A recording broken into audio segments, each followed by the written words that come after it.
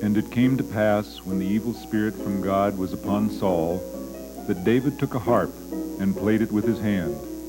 So Saul was refreshed and was well, and the evil spirit departed. This passage from the biblical story of David healing King Saul of a fit of melancholy is a classic example of the beneficial effects of music on human consciousness.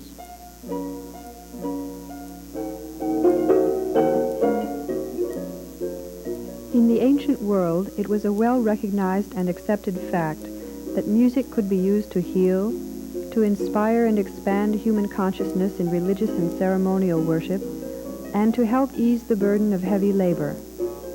In Egypt, musicians were an integral part of the religious life in the temples. One such musician priestess, Shebut-in-Mut, was well known for the healing and therapeutic effect of her music. To the Egyptians, music was also an important aspect of work, whether it was sowing, harvesting, weaving, or transporting a colossus from the great stone quarries. This illustration from the 5th dynasty shows musicians using concussion sticks to provide a steady rhythm for the work of harvesting.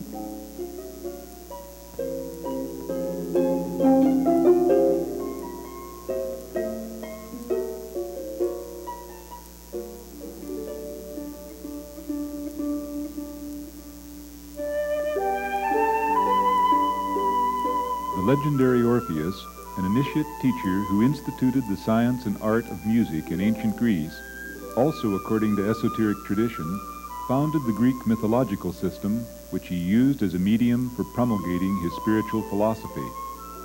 Orpheus was renowned for his skill on the lyre, which could, according to legend, still troubled minds, cause flowers to bloom, tame wild beasts, and even charm the gods.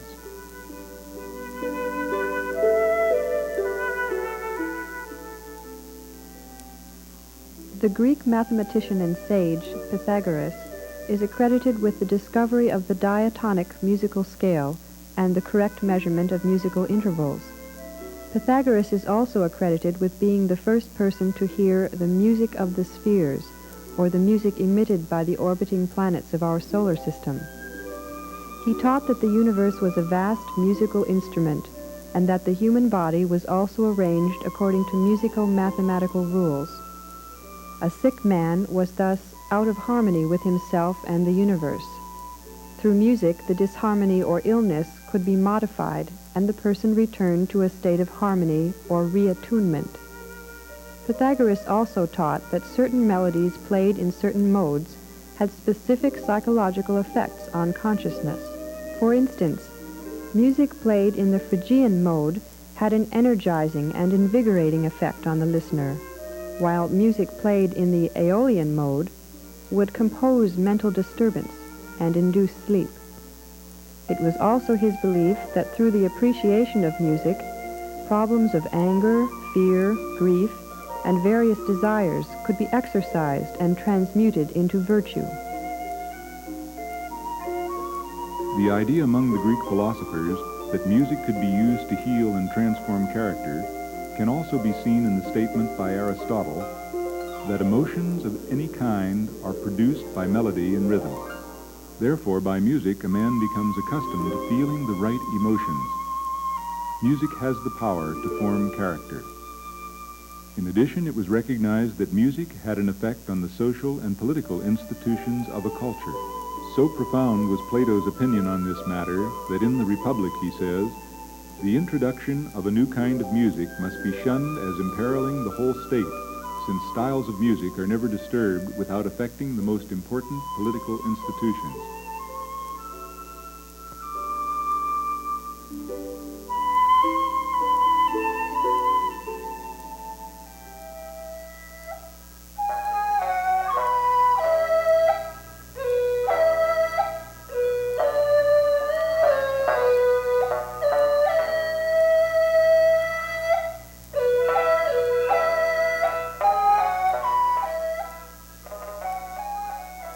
In China, the views regarding the effects of music were somewhat similar to those of the Greeks. The Chinese also judged music on the basis of ethical and moral effects, and were very concerned with the relationship between music and the state.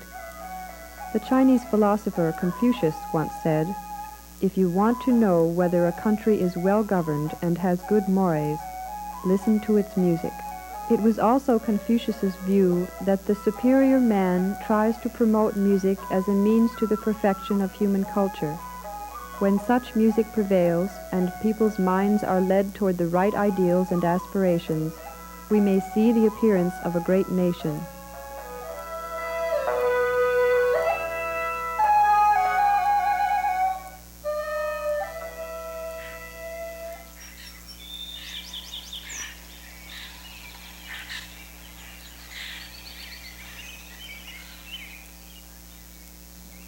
The musical conceptions of the ancient Chinese also posited the existence of the great tone, or kung, which was the tone resulting from the various voices and sounds of nature, such as the roaring of the sea, the sound of wind, or the dull hum of a great city. This collective sound of the earth, forever pressing upon and affecting man, is very similar in concept to Pythagoras's music of the spheres.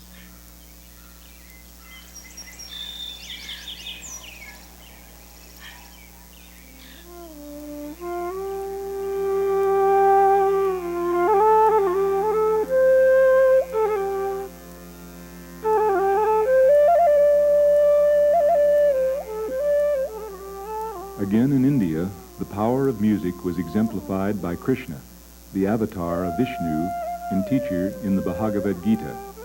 According to the Srimad Bhagavatam, his flute had the effect of captivating and transforming all beings who heard it, causing peacocks to go mad, cows and their calves to cry, and all the animals and trees in the forest to stand still and listen to the transcendental sound with great attention.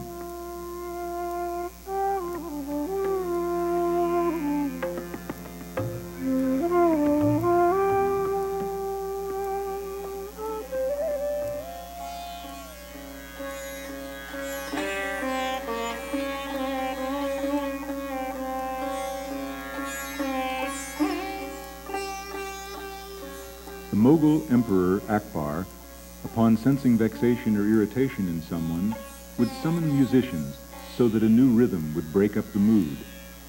The effects of music were also scientifically studied in India by yogis, especially in regard to mantras.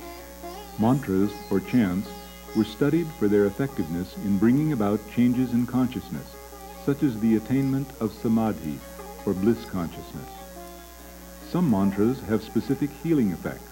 For example, a certain mantra from the Gopalotapani Upanishad was commonly used to cure scorpion bites. The science of mantra yoga taught that each sound in a mantra affected certain chakras, or force centers, in the areas of the body associated with the chakra. To heal a lung disease, for instance, a mantra would be chanted which would affect the heart chakra, thereby in turn affecting the lungs.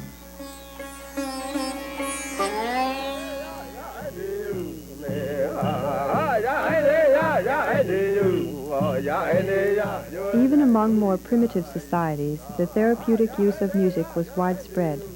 For instance, in his essay, Music and Medicine Among Primitive Peoples, Paul Radin reports that among the Ojibwa American Indians, the medicine men would function simply by sitting near the patient and singing songs to the accompaniment of their gourd rattles. Similarly, among the Winnebago, those who had obtained their powers from the bear spirit could heal wounds by merely singing their songs. The effects of sound and music on human consciousness can be traced in all of the learned nations of antiquity, up through the current investigations in music therapy, which in many ways are a restoration of this older tradition and knowledge. But what was this knowledge? Why was music such an influential force in the life of these ancient cultures? What did the ancient philosophers and sages know about music which led them to regard it with such importance and esteem?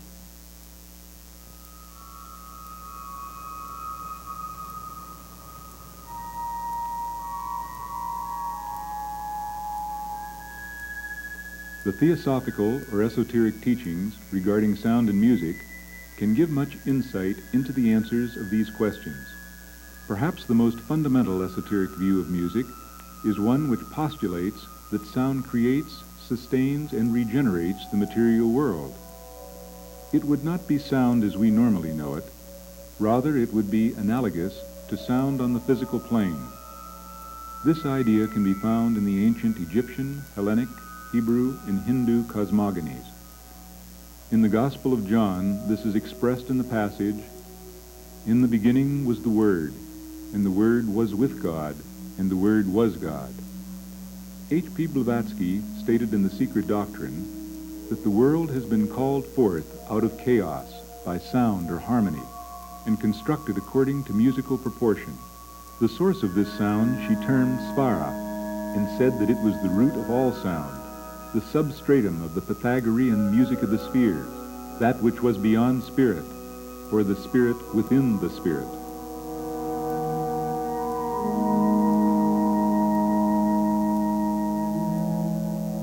In regard to this same idea, Rudolf Steiner wrote, "All that takes place in nature is permeated with a mysterious music, which is the earthly projection of the music of the spheres.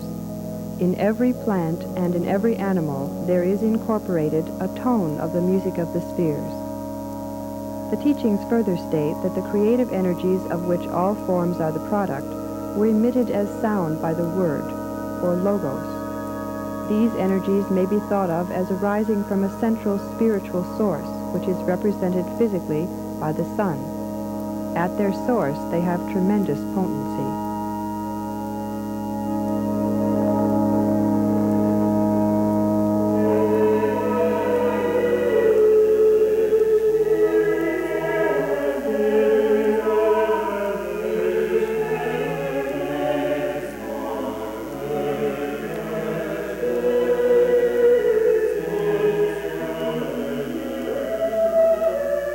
To aid in this process of creating the universe from the uttered word are the spiritual intelligences known as angels or devas.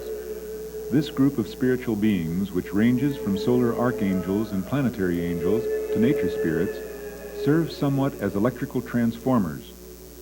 Jeffrey Hodson describes this process as follows. The order of angels who thus assist the logos in the process of the production of evolving forms are known as the builders. The members of the higher ranks of this order, one race of which is known in Hinduism as the Gandharvas, or gods of music, are aware of the creative intent, perceive and know the archetypes or divine ideas. From the solar angels, this sound or word passes through their lesser brethren, rank upon rank, until it reaches the physical worlds. There, with the assistance of the nature spirits, it throws matter into shapes conceived by the creative mind.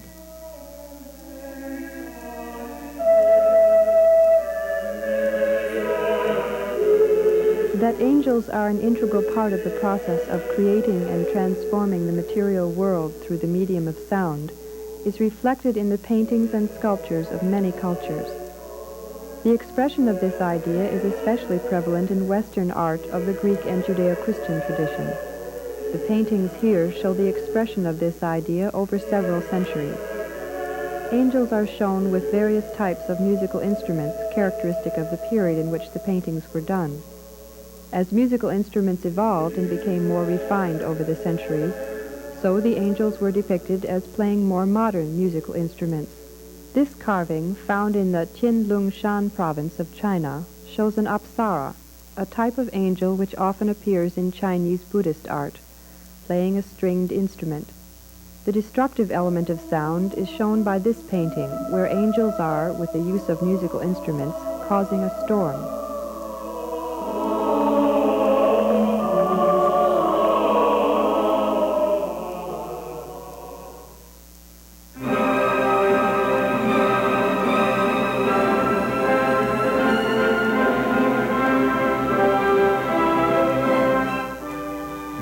Studies done in the field of cymatics, which is the study of the effects of sound on matter, it has been demonstrated that sound and music can produce quite distinct changes in physical matter.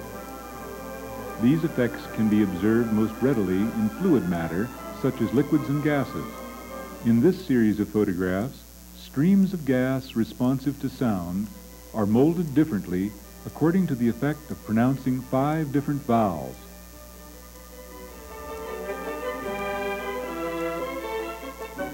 This picture shows the effect on a flame of an organ note increasing in volume.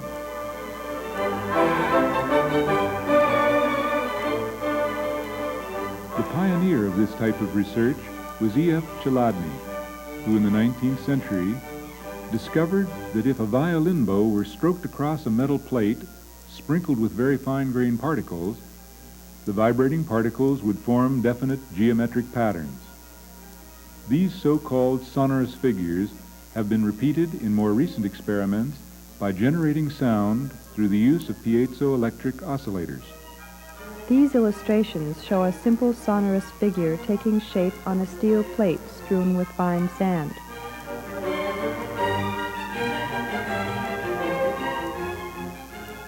These figures reveal approximately the same pattern, but the number of elements grows as the pitch increases.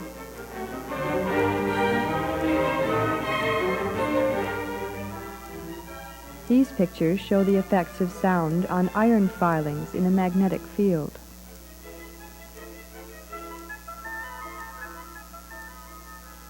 This circular shape has been created out of a paste-like mass by a tone. The vibration holds the paste in its field even when the diaphragm is held obliquely or vertically. If the tone were discontinued, the paste would flow downward, in addition to changing form. Thus, the principle is demonstrated that sound can maintain the shape of a form, even counteracting the effects of other forces, such as gravity.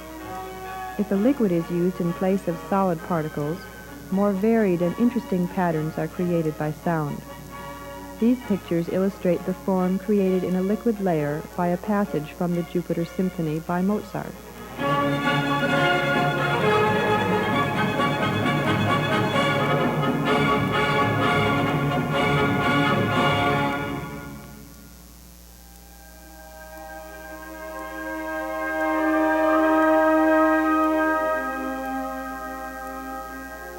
Looking more deeply into this phenomena, it has been postulated by students of the ancient wisdom that sound and music create effects in superphysical substance or matter, which is even more refined than the most refined gases.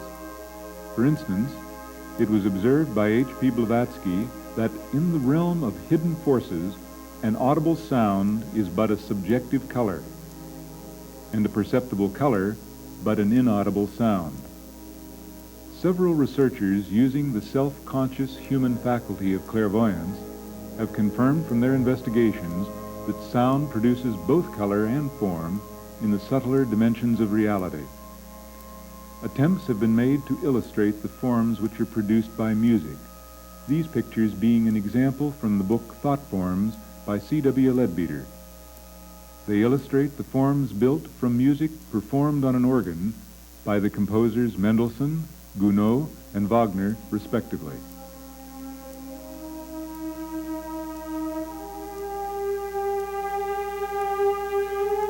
These paintings represent a two-dimensional static interpretation of a form which is four-dimensional and which constantly changes in a matter analogous to a cloud that gradually changes shape and color as the sun shines on it. These illustrations from the research of Jeffrey Hodson portray the effects of the playing of single notes, which he termed the song ribbon, and the effects of playing a chord, termed a shimmer. According to Jeffrey Hodson, if one could see the effects in the astral plane of the overture from Parsifal by Richard Wagner, for example, it would look something like this.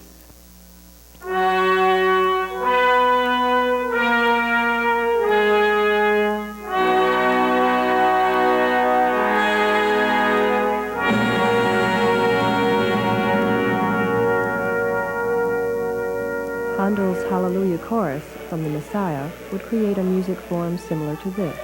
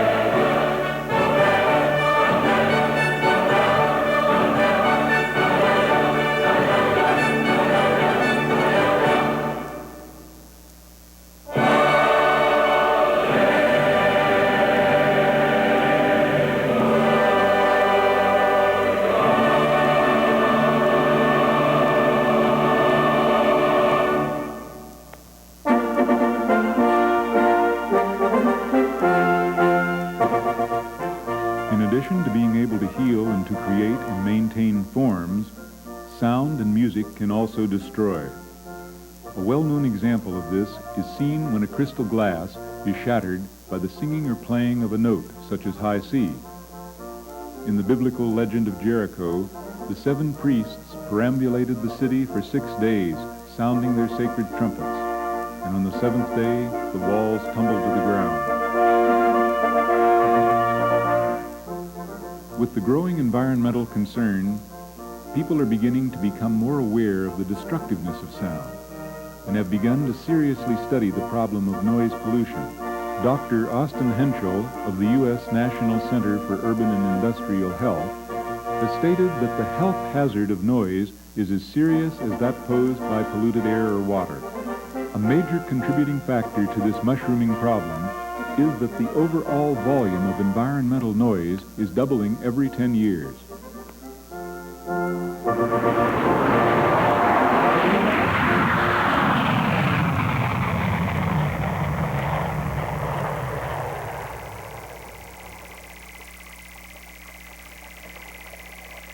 In addition to the obvious effect of causing hearing loss, noise pollution, as studies have shown, has also been a causative factor in heart disease, hypertension, birth defects, sleeplessness, and many forms of mental illness. For instance, a recent study done in Los Angeles County revealed statistically a significantly higher rate of abnormal births in the airport area as compared to other parts of the county. From research in the field of ultrasonics, which is sound at frequencies too high for the human ear to hear, or 16,000 hertz, it is known that ultrasonic sound can destroy cell tissue and even damage chromosomes. A very useful application of this research has been the development of ultrasonic sound as a microsurgical tool used in delicate operations. In Russia, ultrasound has been used to speed up the healing of broken bones in a kind of ultrasonic welding process.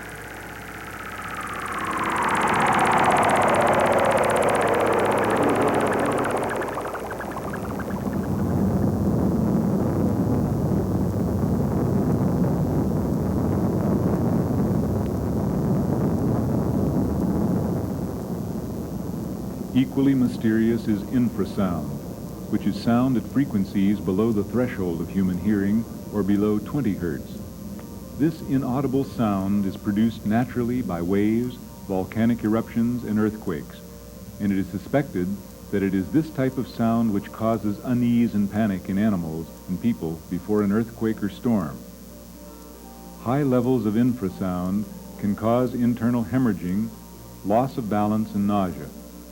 It is produced by automobiles, jet airplanes, and heavy industry.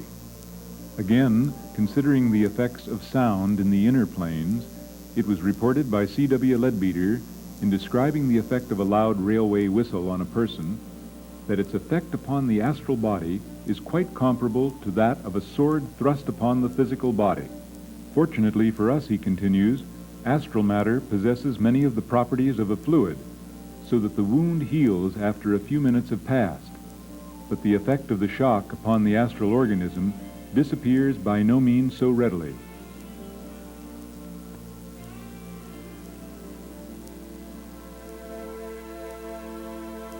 There is also growing evidence confirming the ancient view that certain forms of music are a harmful influence on the human psyche.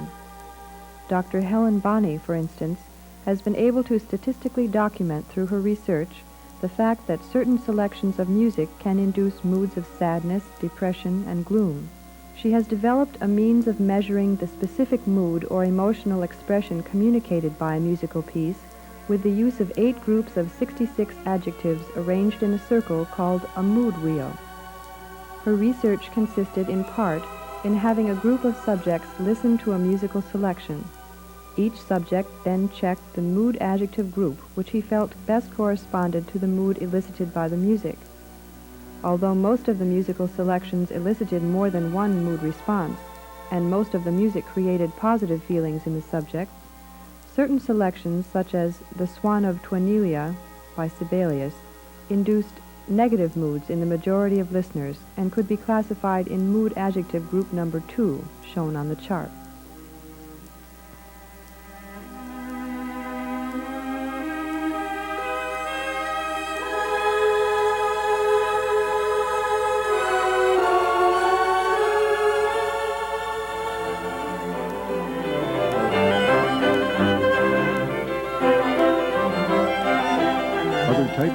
apt to be harmful are those compositions which are ultra-discordant and which contain irregular and frenzied rhythms, such as hard rock and certain forms of jazz. An interesting research project which supports this hypothesis is the study done by Dorothy Ritalik at the Temple Buell College in Denver regarding the effects of music on plants. Although there may not be proof of a direct relationship between the effects of music on plants and the effects on humans, there is scientific evidence which also supports the esoteric teaching that some type of communication process links all living things.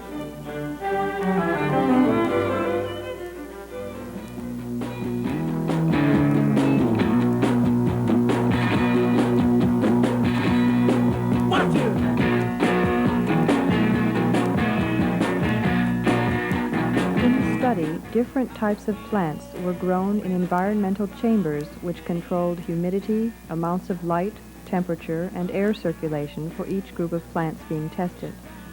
The plants were then given 3 different sonic environments. A control group was grown in silence, another group was grown with both Western and Eastern classical music, and a third was grown with acid rock music.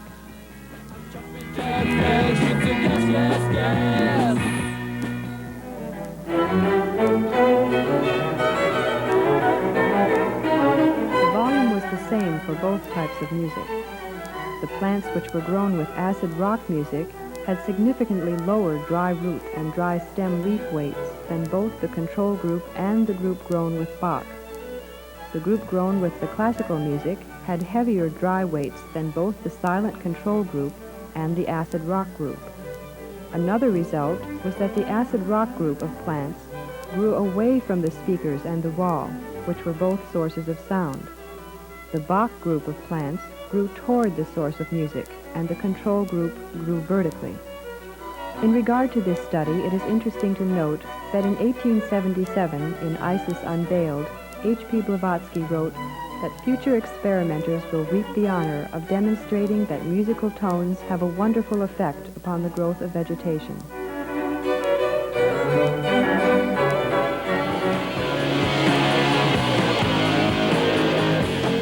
According to a New York psychiatrist, Dr. John Diamond, hard rock music can impair muscle strength in humans. He reports that unusual beats characteristic of modern music can interfere with normal brainwave activity and cause a reduction in strength. In the Medical Tribune, Dr. Diamond writes that over 90% of people tested showed a sudden loss of more than 2/3 of their normal muscle strength on an electronic strain gauge while listening to some popular types of rock. After analyzing thousands of recordings, Dr. Diamond isolated the rhythm as 2 short beats followed by a long one, which he calls stopped anapestic.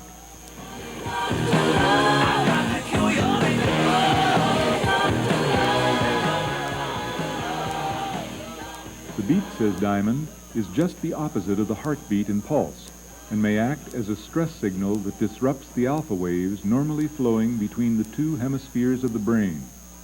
When this occurs, the regular signals to the muscles may become disrupted and cause weakness.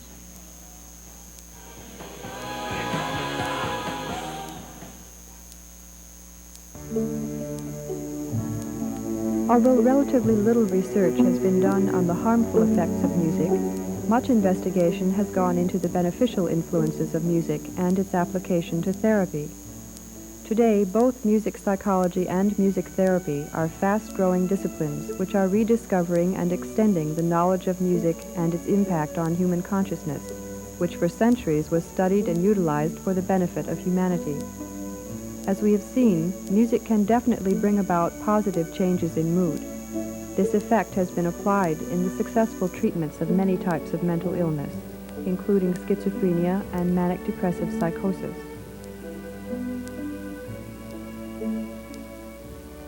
There are 2 types of music therapy, active and passive.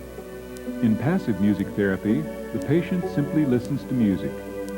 Passive music therapy sessions use music to quiet the apprehensive, calm the hyperactive, and stimulate the depressed patient. This type of music therapy can also help the patient reestablish contact with reality by drawing the person's attention away from a world of hallucination and daydreams or morbid depression, outward to surroundings and other people.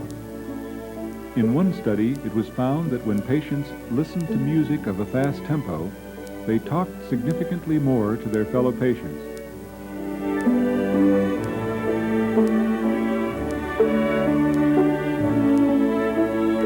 Music therapy in which patients take an active role in producing music or dancing to music has been particularly helpful in the treatment of emotionally disturbed and handicapped children. Activities such as group singing or dancing provide a sphere of experience which can induce vitally needed interpersonal contacts and create emotionally integrating bonds among the participants. Musical activities with their rhythmic melodic structures help the physically disabled child by promoting coordination and control of physical movements and support the expressive use of limbs and voice. Active music therapy can also bring about a sense of self-esteem and achievement among patients who feel they can enjoy the learning of a skill which can be used after leaving the institution. Another therapy which has been successfully used is curative eurythmy, which incorporates rhythmical body movements with sound. It is a movement therapy developed by Rudolf Steiner and others, which translates tones and music into harmonious bodily movements. These repetitive rhythmical movements and the conscious effort and concentration needed to do them stimulate and release powerful organic forces according to the law of resonance and bring about inner psychic healing. The modus operandi whereby these healing changes are brought about is not clearly understood by music psychologists. However, it is agreed that the process is very complex.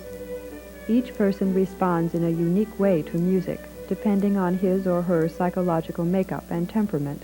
From the theosophic view, this idiosyncratic response would be conditioned by the degree of development of the different chakras. The psychological changes which are induced by music also have physiological correlations. It is known from research that music can, for example, increase body metabolism, influence hormonal secretions, accelerate or decrease respiration, pulse, and blood pressure, and lower the threshold for sensory stimuli. In addition to the entire physiological response of the ear transmitting nerve impulses to the auditory brain center, there are, as we have seen earlier, effects created in the subtler vehicles of an individual. Although these effects on the subtler vehicles are again idiosyncratic, there are some general principles which can be deduced from the esoteric view of music psychology.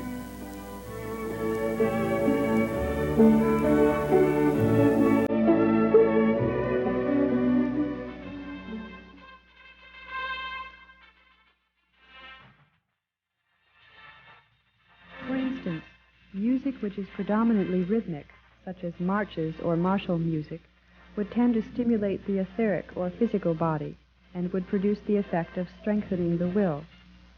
Charles Leadbeater, in a clairvoyant description of the effects of martial music on individuals, observed, "When upon the astral body, in a condition of chaos, there comes the impact of a succession of steady and powerful oscillations, that impact supplies for the time the place of the will force which has so sorely slackened. The bodies are once more brought into synchronous vibration and are held so by the sweep of the music, thus giving the willpower an opportunity to recover itself and take again the command which it had so nearly abandoned."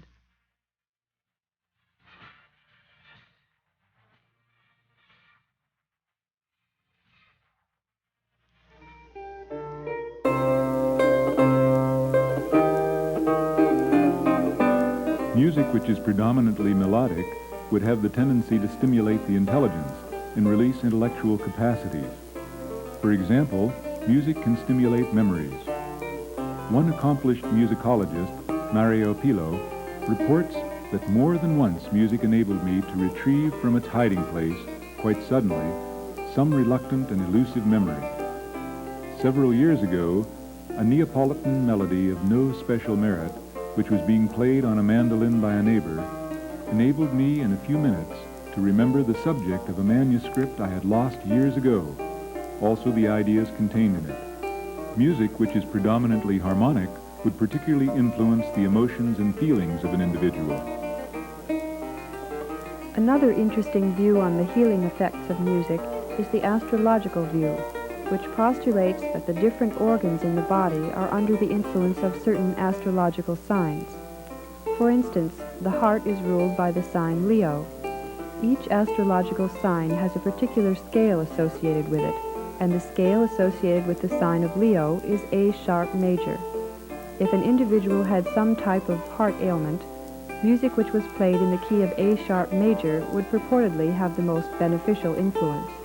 The slide shown here illustrates the astrological signs associated with the various parts of the body and the musical scale associated with each particular sign.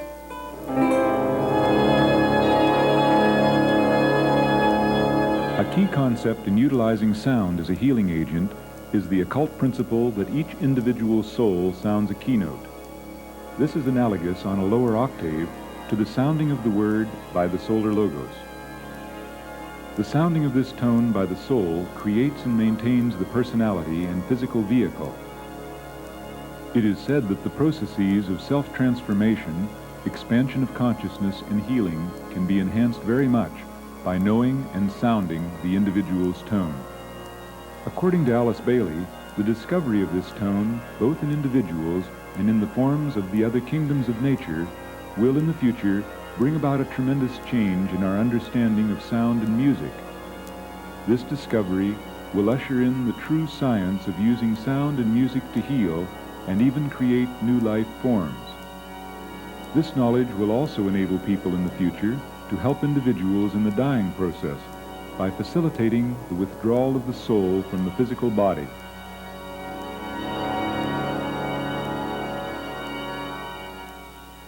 Music, for it to be truly effective in healing and bringing about personality transformation, must be able to make man whole and bring about integration of the different aspects of the human psyche.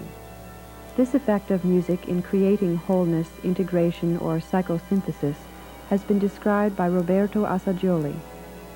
This process of psychosynthesis is of three kinds or stages, each wider and more inclusive than the preceding one. The first stage of spiritual psychosynthesis is the process of integrating the conscious personality with the soul, or higher psychospiritual elements.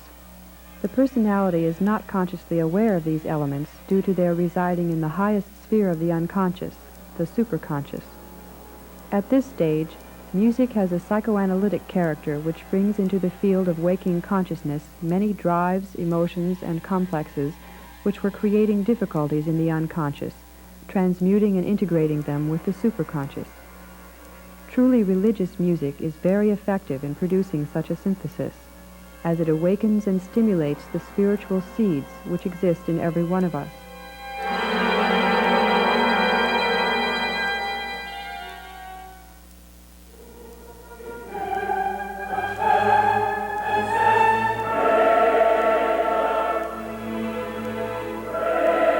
The second level of psychosynthesis is inter-individual psychosynthesis, which establishes a union of consciousness between individuals from the smallest societal combination of the family to various social, national, and international groups. Inter-individual psychosynthesis is aided by all music which expresses collective emotions and expressions, and would include national anthems and folk songs, and those belonging to particular organizations or group activities, such as harvest songs or work songs. One of the highest and most musical expressions of the psychosynthesis of humanity is Beethoven's Ninth Symphony, which reaches its climax with the singing of Schiller's Ode to Joy and the words, "Be embraced, ye millions of men." The third stage is cosmic psychosynthesis, which consists of an ever-increasing recognition and acceptance by the individual of the laws, the relationship, and the rhythms governing life in its widest sense. This could be called the discovery of and intuning to the harmony of the spheres. It is conscious participation in the great life of the universe.